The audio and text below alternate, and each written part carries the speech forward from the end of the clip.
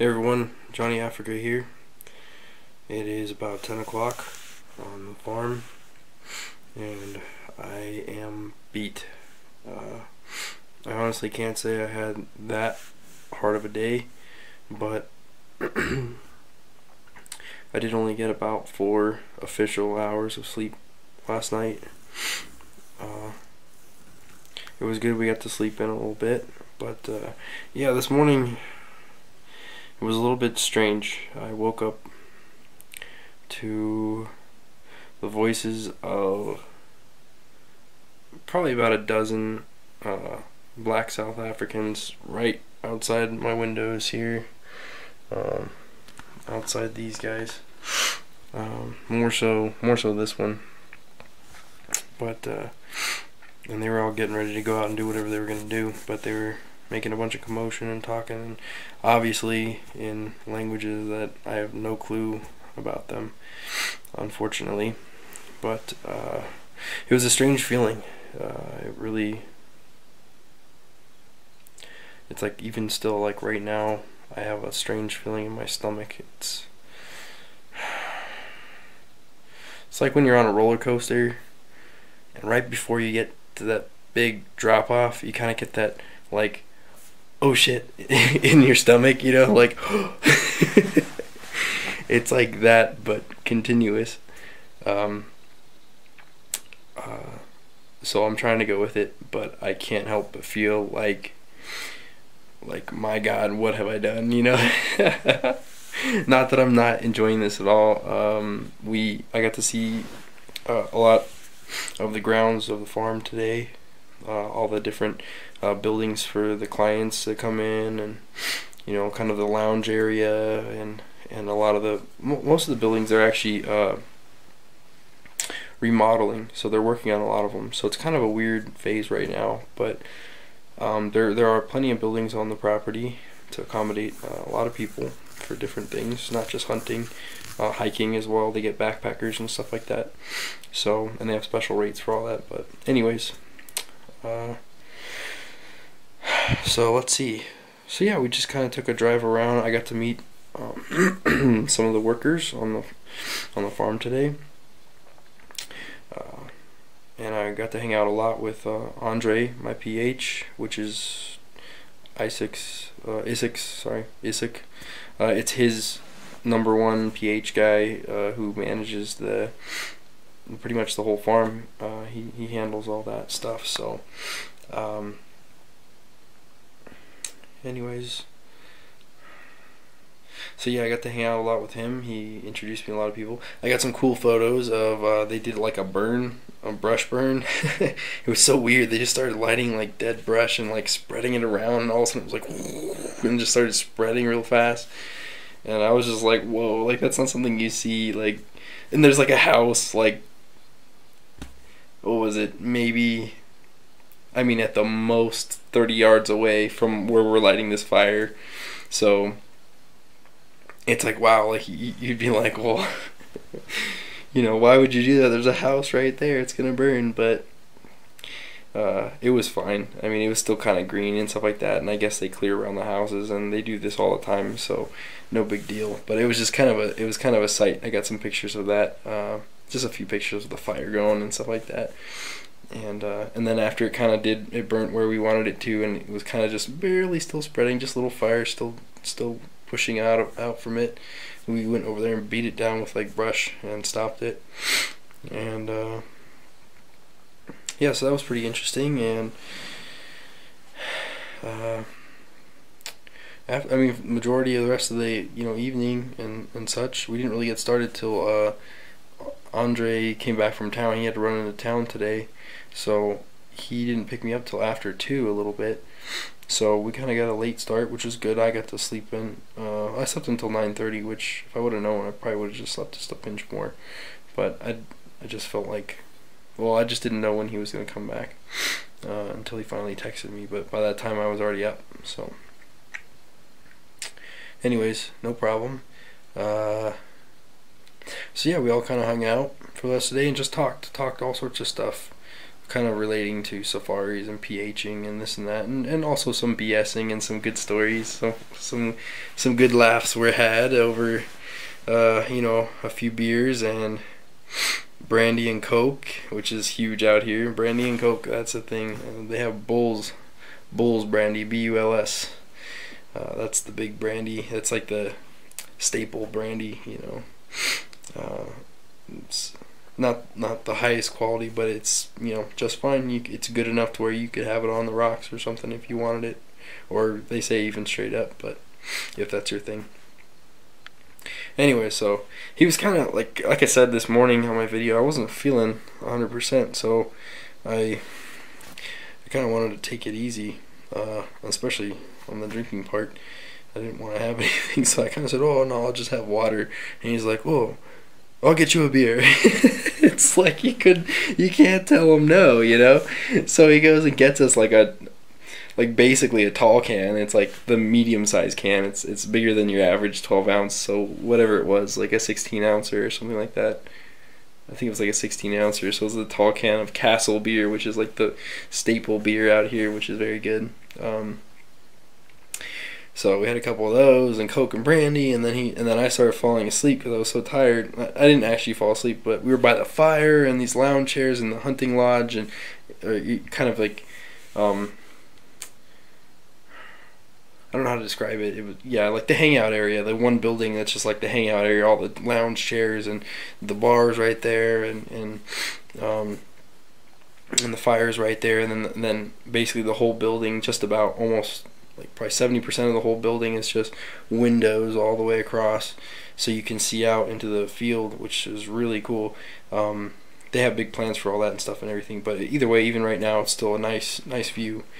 And so we were just kicking back, and so I started like, dude, I was about to pass out right there in the chair, and so you know, Andre's like you need a whiskey, we need to wake you up. And for those of you who aren't aware, I know some of you are, but a whiskey in Africa is Scotch. They don't have whiskey out here. They just have Scotch.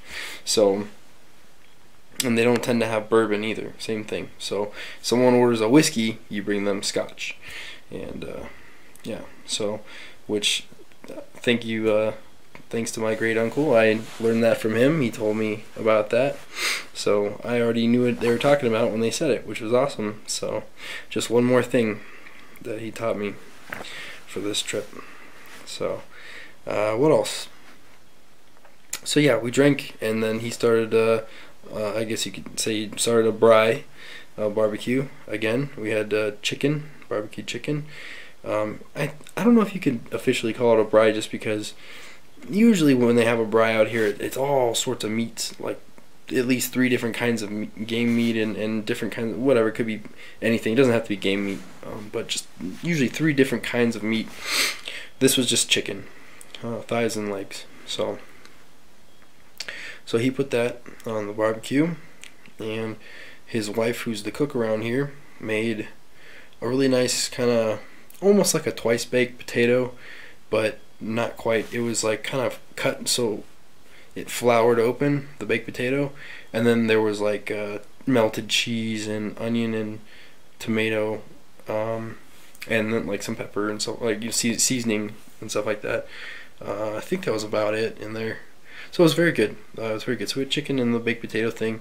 I didn't eat that much because just before that, like, felt like maybe an hour and a half before that. It was probably like 2 hours, but right around there. Either way, she made us 2 grilled sandwiches, which I don't like tomato. And my God, for those of you who don't know, they put like diced tomato and onions on like everything. Every single dish or every at least meal has like tomatoes and onions cooked together, and I'm talking breakfast, lunch, and dinner. So you can't get away from it. And for those of you who know me, and whatever, and those of you that don't, I don't care for tomatoes. I'm not a picky eater, but I don't know. I just never liked them. Never liked them since I was a little kid. So whatever. Anyway, so I'm trying to, eat some of that without, letting that spoil my meal or anything. And it's going fine. It's not a problem. I usually pick out the big pieces and eat the rest. It's not a big deal. So, anyways, so yeah, we had a nice dinner.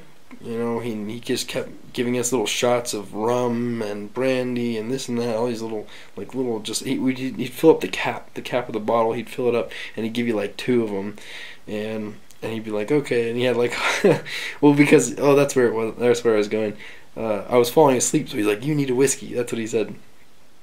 So we went up and went over to the bar, and he pours me 2 caps full of like Captain Morgan, but it was like some dark stuff I've never seen before, some really dark rum, and it was 43%, so it was 86 proof, and so it was a pinch stronger than your usual liquor.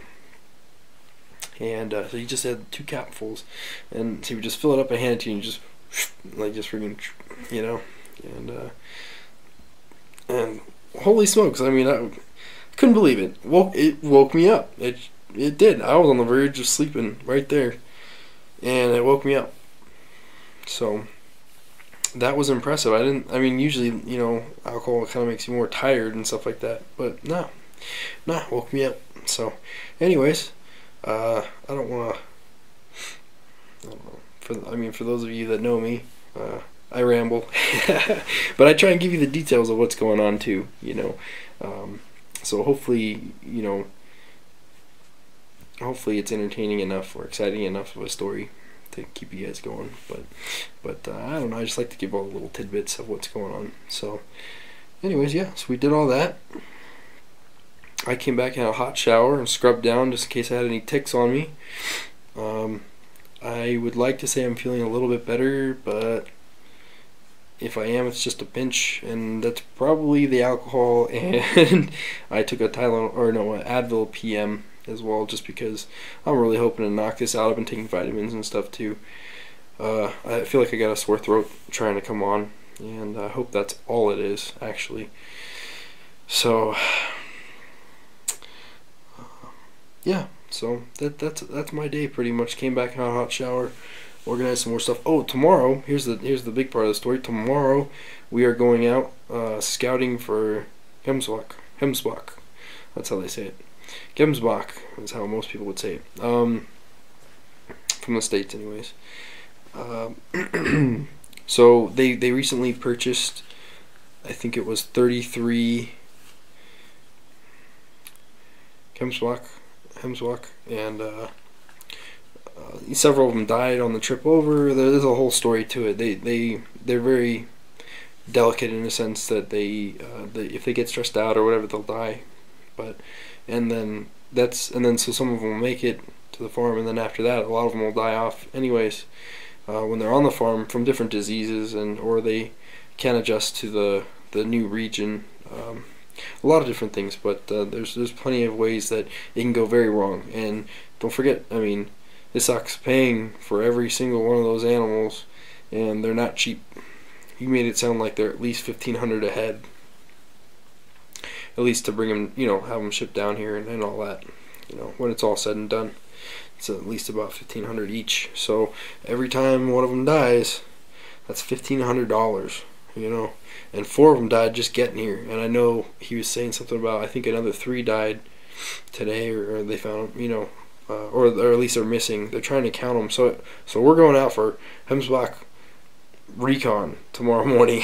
So we got to get up at 7 and head out there and look for those animals and see if we can find any that, like basically investigate, do they look sick? Does anyone, see if we can find out if any of them look kind of sick, or if they're all looking pretty good, and where are they, and take pictures and video if we can. So we'll see, and then just kind of come back with a report. And then while we're at it, we're going to check the fence line and repair any of the fence that needs repairs. We're kind of pairing up, so I'll be with one of the black African guys tomorrow. And yeah, that's tomorrow morning at least, and probably well into the day. They have a pretty big property from what they described to me. So and Andre told me tonight that he usually walks about 40 kilometers a day, just all around this property and stuff. So that's pretty incredible. Yeah, that's yeah. Most of us are like, oh, you know, I can do a mile. You know, I can do 2 miles. You know, it's like, no, he does 40 kilometers. Like, that's crazy. So, but this is the lifestyle. He told us he's been doing professional hunting for 18 years. 18 years. So that's a long time for any career, and especially one as rugged as this. You know, so anyways, I'm pretty tired, so I think it's bedtime, and this is already a 16-minute video. So I think that covers it. Everybody have a good night. Talk to you later. Bye.